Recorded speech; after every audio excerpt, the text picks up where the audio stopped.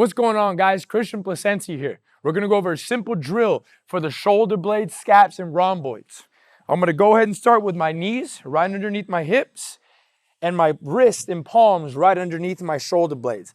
Opening my fingertips as wide as I can, keeping a nice long spine from the crown of my head to my tailbone. I'm going to worry about pinching my shoulder blades, so the place in between my shoulders. And then I'm going to round, pressing the ground, pressing my mid-back up towards the ceiling. From there, I'm going to pinch my shoulder blades again right back behind me, holding for a couple seconds, and then keeping my arms locked out, I'm going to round that upper back up towards the ceiling. Again, I'll take a couple seconds here before I pinch my shoulder blades back behind me.